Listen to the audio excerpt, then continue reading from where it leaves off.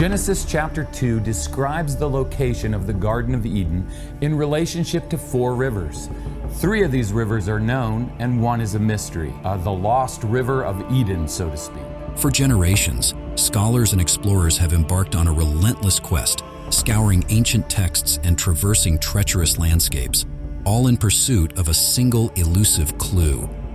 They sought the location of one of the 4 fabled rivers described in the Bible as flowing from the Garden of Eden. Despite countless expeditions and exhaustive research, the river's whereabouts remained shrouded in mystery.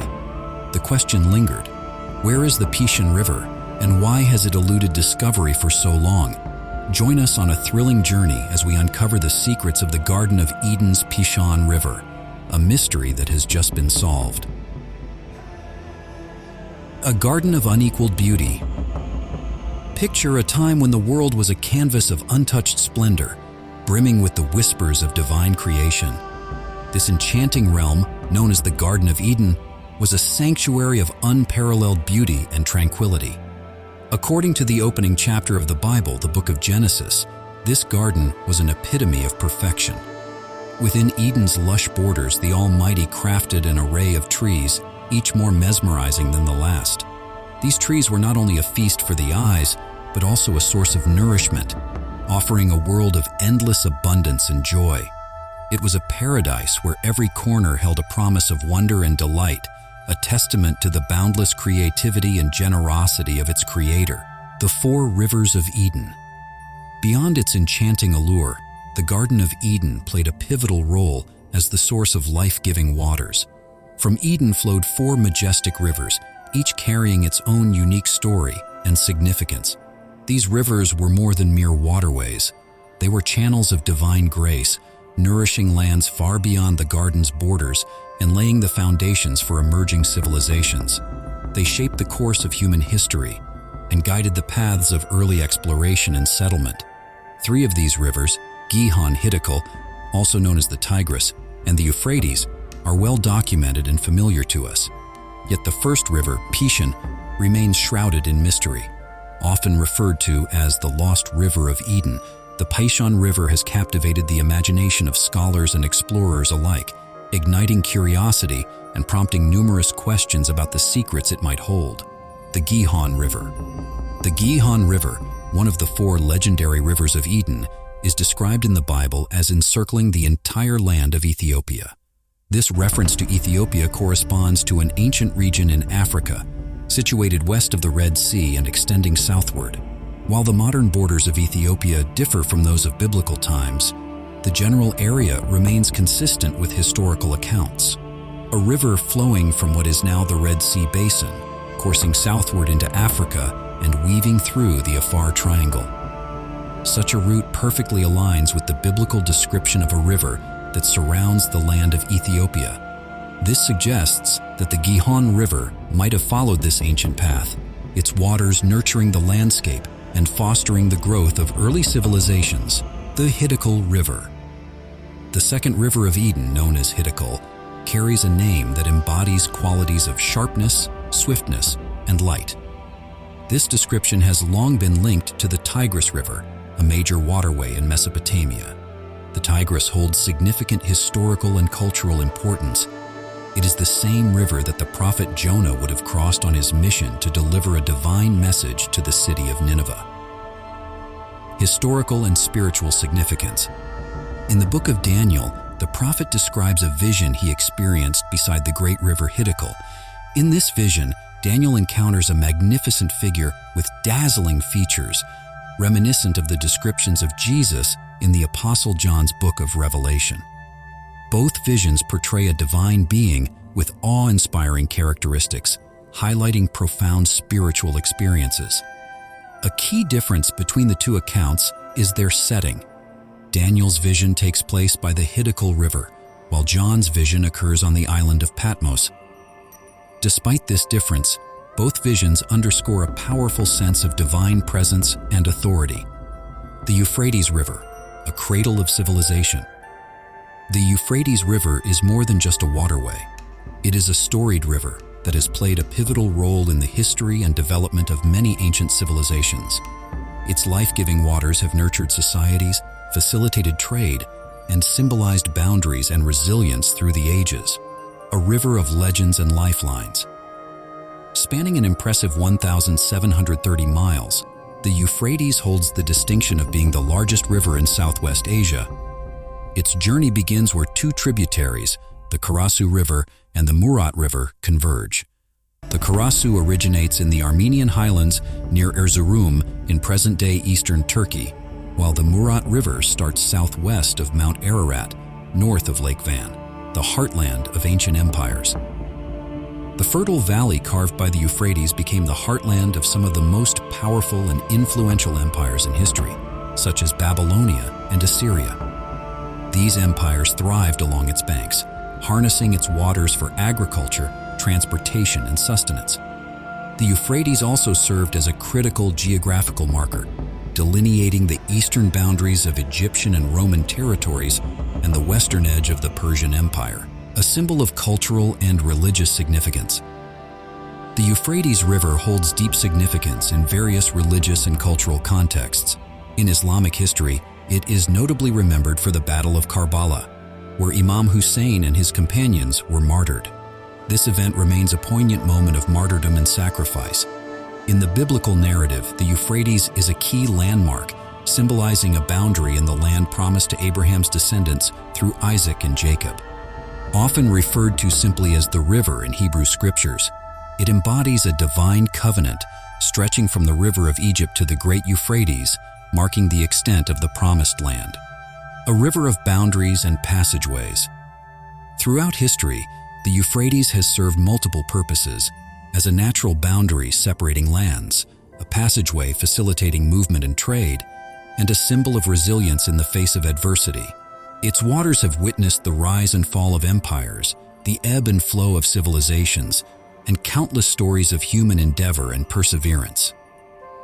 The search for the Pishon River. To locate the mysterious lost river, the Pichon, we must delve deeply into the Genesis narrative.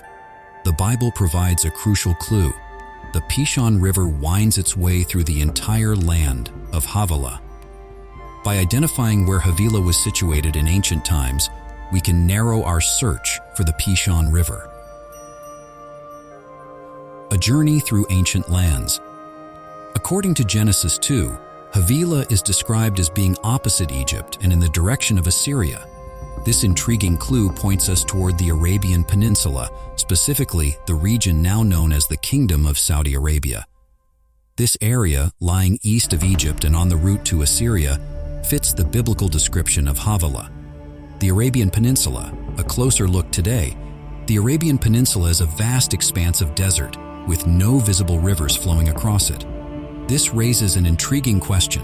Could there have been a river in this region in ancient times? Recent geological and hydrological studies suggest that this is indeed a possibility. Satellite imagery and research have revealed the presence of ancient riverbeds and networks of waterways that once flowed through this now arid land. The Pishon River, an ancient lifeline. In ancient times, the Arabian Peninsula might have been home to a thriving river system, possibly the Pishon River. This river could have provided essential water for early human settlements, supporting agriculture, trade, and travel.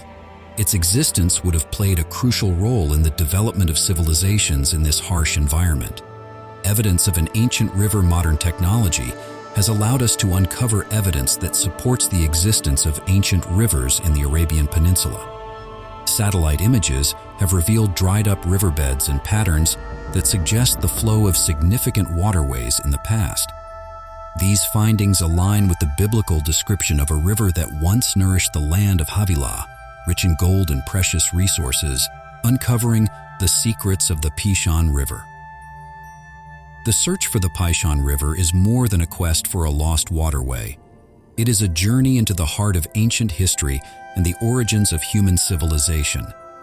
By piecing together clues from the Bible, geological evidence, and modern technology, we can reconstruct the path of this elusive river and uncover the secrets it holds. Theories on the location of Eden. When we delve into the Genesis 2 narrative and examine the accompanying maps in the ESV Bible, we encounter two prominent theories regarding the possible location of the Garden of Eden. a northern theory and a southern theory. Both regions present intriguing possibilities, but also notable challenges. The northern theory, mountains and discrepancies. The northern theory places Eden in a mountainous region where the Tigris and Euphrates rivers originate. This area, while significant for its historical and geographical context, raises several issues. Terrain. The rugged, mountainous terrain seems an unlikely setting for the lush, fertile garden described in Genesis. A garden typically requires flat, well-watered land, not steep and rocky slopes. Rivers. Although the Tigris and Euphrates originate in this region, they do not converge into a single river, as the Genesis account suggests. Genesis describes a river flowing out of Eden that splits into 4 rivers, implying a single source. These inconsistencies suggest that the northern theory may not fully align with the biblical description. The southern theory, a more logical fit.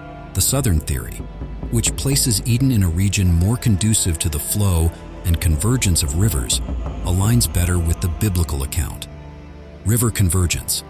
Genesis 2 clearly states that a river flowed out of Eden to water the garden and then split into 4 rivers: Pishon, Gihon, Tigris, Hiddakel, and Euphrates. This indicates that at some point, these rivers were united, supporting the idea of a central source. Geographical plausibility, a more central location perhaps closer to the Arabian Peninsula, offers a plausible setting where ancient river systems could converge and then split. Modern research has suggested that ancient riverbeds exist in this region, indicating that significant waterways once flowed here. Re-examining the description in Genesis. To reconcile these theories with the Genesis account, it's crucial to focus on the specific details provided. Eden as a source.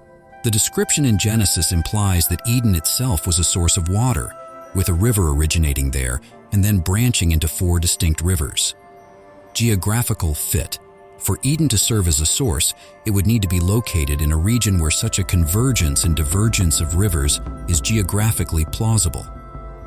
Revisiting the Arabian Peninsula. Given the clues, the Arabian Peninsula emerges as a strong candidate. Ancient waterways, evidence of ancient river systems and fertile regions in what is now the desert, supports the idea that this area could once have supported a lush, garden-like environment. Historical and biblical alignment. This region fits the biblical descriptions more closely, with potential links to the lands of Havilah and the routes towards Assyria. Continuing the exploration, the Karun River and the land of Kush. Continuing the exploration, going further south to where the Karun River joins the Tigris and Euphrates, is also necessary. The Karun River is believed to be the main candidate for the Gihon as it flows through the ancient land of Kush, known in ancient times as the land of the Cades. Interestingly, there are 2 lands named Kush, one in Africa, near Ethiopia, and the other in Central Asia. In the ancient land of the African Kush, situated along the banks of the Nile River in what is now northern Sudan, a remarkable civilization flourished. Despite early rule by neighboring powers, the kings and queens of Kush rose to challenge some of history's most fearsome empires. The rise of the Kushite Empire, 1500 to 1100 BCE. During the period from 1500 to 1100 BCE, Egypt held sway over Kush, imparting its cultural and religious customs upon the region. However, Kush's roots ran deep, with its civilization predating this period by over 1,000 years. At its height, the city of Kerma served as its capital, boasting grand temples, palaces, and residences. Notably, the Kushites tapped into rich gold mines, fostering a vibrant trade network that spanned across Africa. They crafted bronze weaponry, traded valuable commodities like incense and ivory, and established themselves as a dominant force in the region. Kush's fortunes shifted when Egypt descended into internal strife, creating an opportunity for Kushite expansion. Under the leadership of King Pienki, Kush launched a bold military campaign, seizing control of Egyptian territories. Pienki's conquests extended as far as the Egyptian capital of Memphis, where he left his mark by appointing his sister as the high priestess of the respected god Amun. This period marked a high point for the Kushite Empire. characterized by flourishing trade and the construction of huge structures along the Nile. Challenges and transformation. After 1100 BCE, the Kingdom of Kush, known for its prosperity and cultural achievements, faced significant challenges that ultimately transformed its history. After 1100 BCE, the thriving Kushite Empire attracted the attention of the expansionist Assyrians. Despite their valiant efforts to resist these formidable invaders, Kush eventually succumbed to the relentless external pressures. This marked the downfall of their empire. However, the spirit of Kush endured, the relocation to Meroe and adaptation. In response to these pressures, the Kushites strategically relocated their capital to the city of Meroe. This move signaled a new era for Kush, characterized by adaptation and innovation. They embraced new religious beliefs, prominently centered around the lion-headed god Apedemek. This period saw the construction of impressive cities in the savannah and the development of advanced water management systems, showcasing their resilience and ingenuity. Resilience and defiance. The Kushite spirit of resilience was epitomized by Queen Amenarhanes, who led her armies against the Roman invasion. Her leadership resulted in a remarkable victory, during which the Kushites captured a symbolic trophy from the Romans, highlighting their defiance and strength. Despite facing continuous challenges from rival kingdoms and internal strife, the Kushite civilization persevered until around 350 CE, when the kingdom of Aksum delivered the final blow, bringing an end to Kushite rule. Rediscovering Kush's legacy throughout history, the legacy of Kush has often been overshadowed by the more prominent narrative of Egypt. However, modern efforts to re-examine and appreciate the contributions of Kush are shedding light on this rich civilization. Kush's culture, innovations, and resilience are being recognized, offering a more comprehensive understanding of its impact on world history. Hindu Kush, from temples to transformation. The region known as Hindu Kush, located in Central Asia, was once a vibrant center of Hindu worship. It was home to hundreds of temples, thousands of shrines, and numerous inscriptions dedicated to the deities Shiva and Parvati. This land resonated with the chants, prayers, and legends of Hinduism, reflecting a rich spiritual heritage. The gradual shift to Islam. Over time, the region experienced a gradual transformation, losing its Hindu identity and embracing Islam. Today, Afghanistan, a predominantly Muslim country, shares its borders with India and is separated from it by Pakistan. Historically, until around 980 CE, Afghanistan had a Hindu majority with widespread worship of Shiva. However, this changed dramatically when Subuktakian from Ghazni invaded the region and overthrew the ruling Hindu king Jaipal Shahi. The name Afghanistan. The name Afghanistan itself has Sanskrit origins, meaning the place inhabited by allied tribes, referring to the Pashtuns or Pathans, who form a significant portion of Afghanistan's population today. This linguistic connection highlights the deep historical ties between the region and the ancient Hindu civilization. Cultural heritage and modern identity. While Afghanistan is now predominantly Islamic, its history as a land of Hindus and Buddhists is a testament to its diverse cultural heritage. The remnants of ancient temples and inscriptions offer glimpses into a time when the region was a hub of spiritual and cultural activity. Efforts to preserve and study this heritage continue, providing valuable insights into the region's multifaceted past. The British archaeologist Aurel Stein conducted excavations in the region and found many Hindu temples and writings.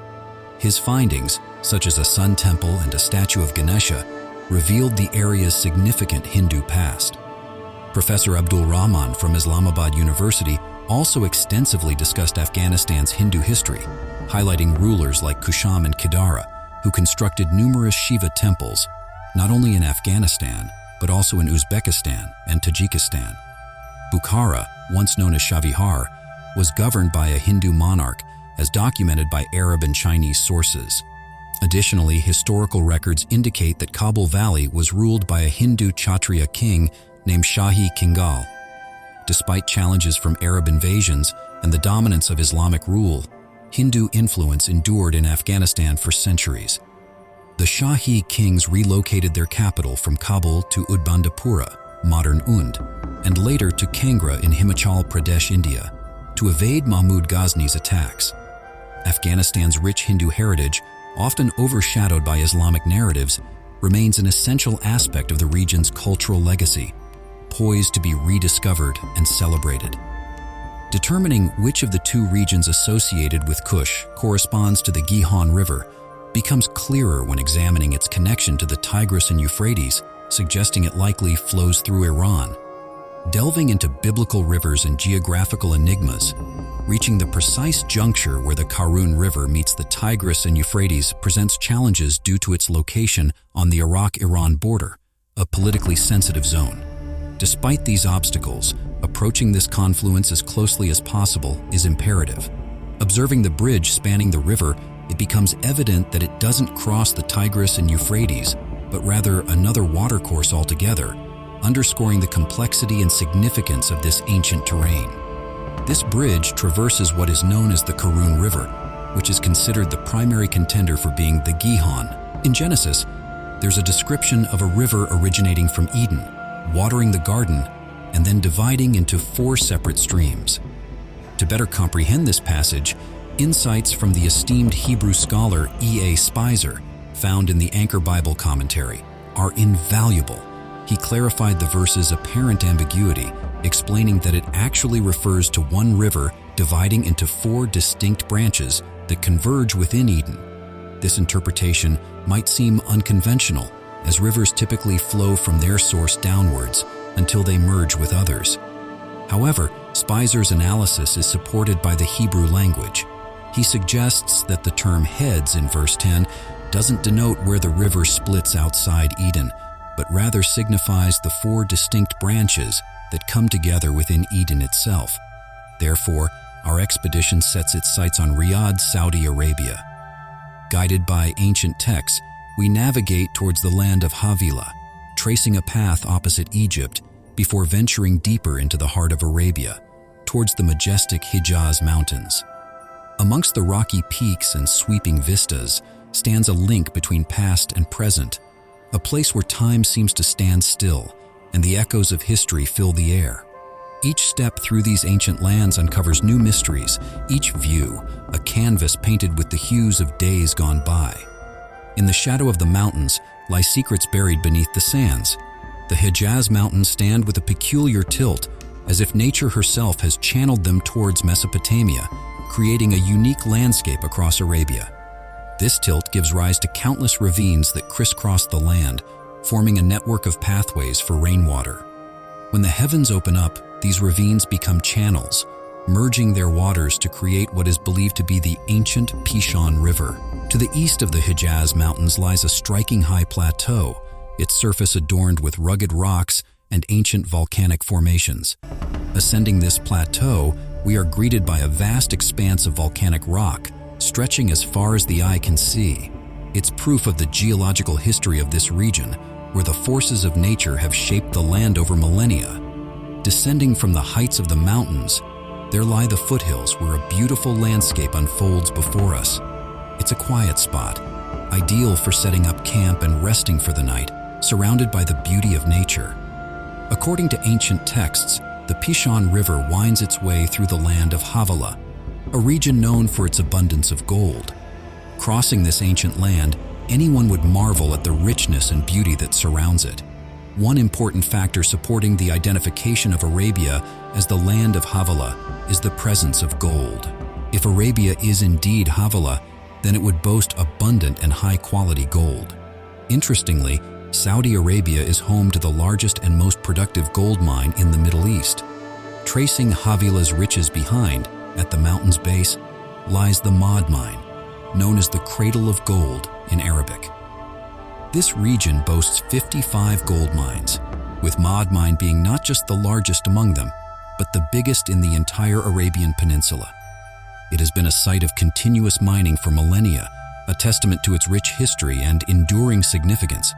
Adjacent to the mine towards the east lies a road where cars traverse, a modern iteration of the ancient incense route. This historical trade route eased the exchange of commodities mentioned in Genesis 2, running from south to north. It's fascinating to note that Genesis 2 mentions the presence of gold in the land of Havilah, emphasizing its quality. Here, amidst these gold mines, including the prominent Mad mine, this biblical assertion finds physical evidence. Moreover, the route also served as a channel for scented resins, notably frankincense and myrrh. These precious commodities were transported along the incense route, passing merely a kilometer to the east of the Mad mine. The convergence, or meeting of history and commerce in this region, paints a vivid picture of the ancient world's interconnectedness and prosperity. In addition, there are the onyx and other precious stones. These are the same goods mentioned in Genesis 2 as being from the land of Havilah, which Arabia is known for trading. This trade route is where these goods were exchanged, so there's a match between the description of Havilah in Genesis 2 and Arabia. Now the next goal is to locate the ancient riverbed across the Arabian Peninsula. In the late 1980s and early 1990s, Dr. Farouk Elbaz, an Egyptian geologist, spotted a massive ancient Arabian river while studying satellite images of Arabia. The ancient riverbed, known locally as Wadi Ruma, was discovered by Dr. Elbaz. It once spanned across Arabia. Archaeologist James Sauer suggests that this river might be the Pishon River mentioned in the Bible, associated with the Garden of Eden. According to Sauer, no other river seems to match the biblical description as well as this one does. Thus, it's a combination of Dr. Elbaz's discovery and Sauer's analysis that confirms the finding of this lost river of Eden. This riverbed is believed to be the most likely possibility for the biblical Pishon River. Originating from the Hijaz Mountains, it eventually joins the Euphrates and Tigris rivers. However, for most of the year, the river remains dry today. In ancient times, during the period known as Jala, the climate was much wetter, supporting a river that flowed continuously across the entire land from Egypt to Assyria. Scholars estimate that this river flowed until around 200,000 BC, when climate changes led to its eventual drying up. At the upper reaches of the river, it flows from the Hijaz Mountains. Interestingly, the same types of volcanic rock found in the Hijaz Mountains can be seen in the gravel of this ancient riverbed. Here there is granite, black basalt, and quartz, all materials observed up in the mountains. The quartz pebbles originate from the Hijaz Mountains, forming deposits that extend into the riverbed. Looking closely, there's a vein of quartz running through the side of the mountain. This massive deposit serves as the primary source for the quartz pebbles scattered throughout the riverbed below. In ancient times, especially when the river was flowing, these pebbles would have been carried downstream, eventually reaching the meeting point of the ancient river with the Tigris and Euphrates rivers. In Genesis, the description of the Pishon River winding through the entire land of Havilah mirrors what this river did in ancient times across Arabia. It curved across the Arabian Peninsula.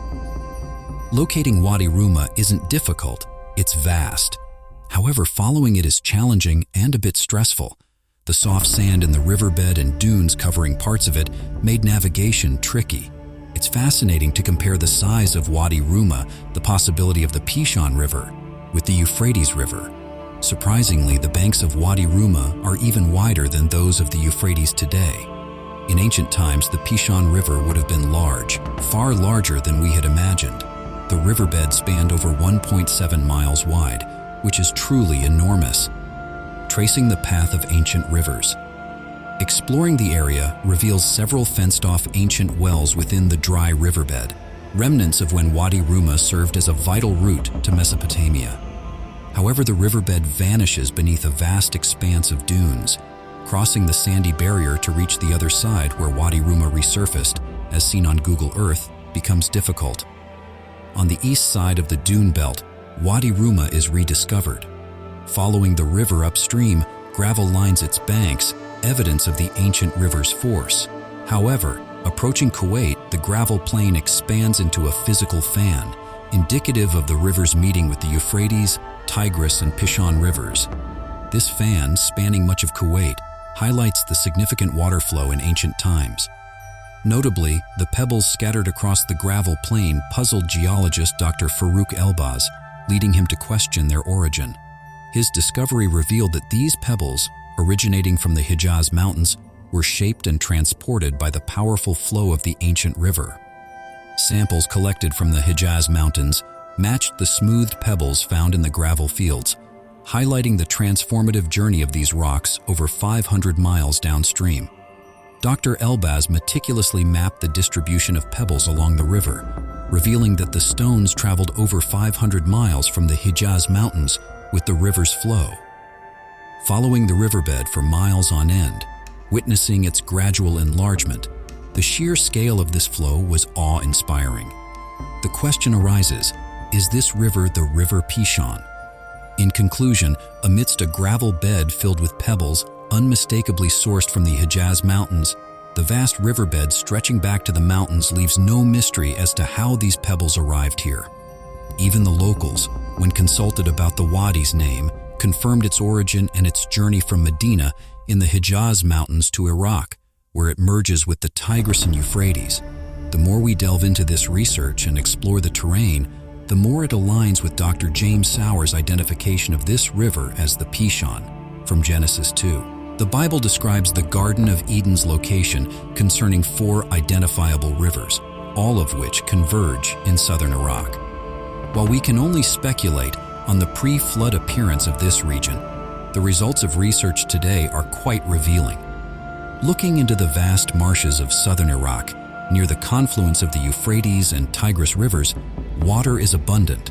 The marshes, home to the Marsh Arabs, were once even more extensive, reaching from the Gulf to ancient cities like Eridu and Ur. According to Spicer, these rivers were believed to meet near the head of the Persian Gulf, creating a fertile land revered as the Land of the Blessed. Considering the criteria outlined in Genesis 2, the meeting of these 4 rivers into one occurs in southern Iraq.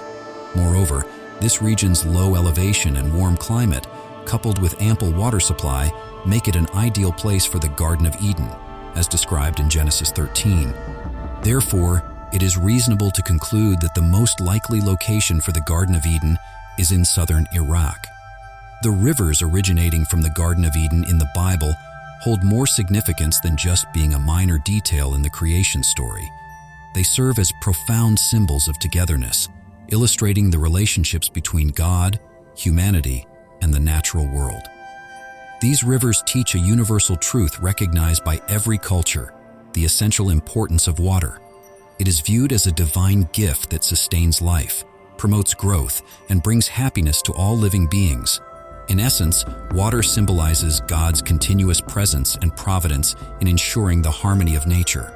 Each river boasts its own unique attributes and serves a distinct purpose, nourishing various regions of the earth and bestowing blessings upon the lands they traverse. Take the Pichon, for example, which meanders through resource-rich territories, symbolizing God's bountiful provision. Meanwhile, the tranquil flow of the Gihon carries life to distant lands.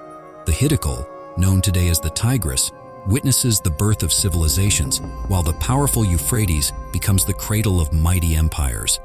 Despite their individual trajectories and destinations, these rivers originate from a shared source, underscoring unity amidst diversity.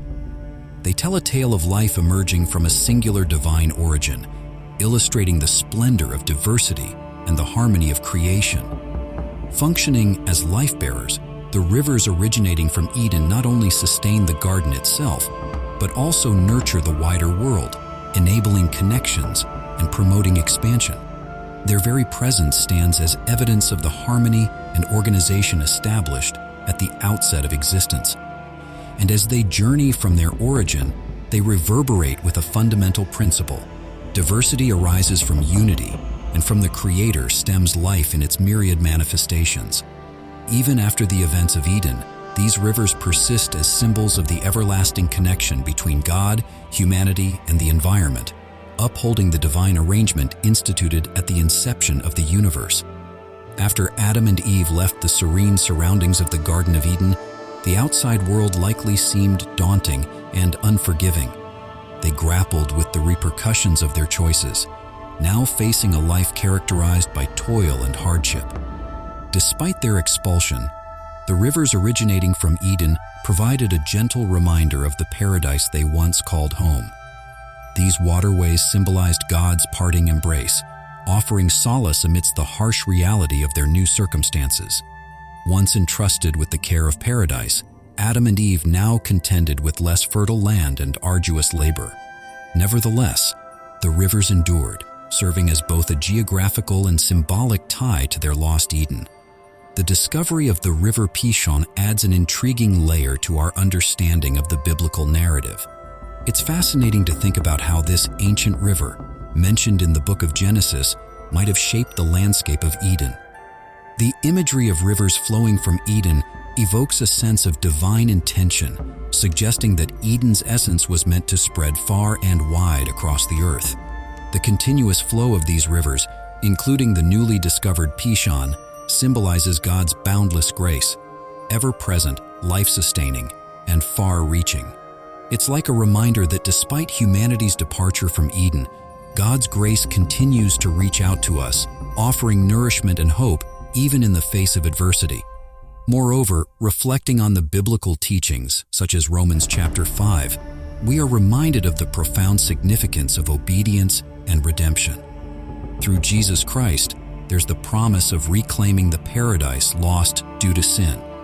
This narrative, depicted throughout the Bible, culminates in the promise of paradise regained in Revelation.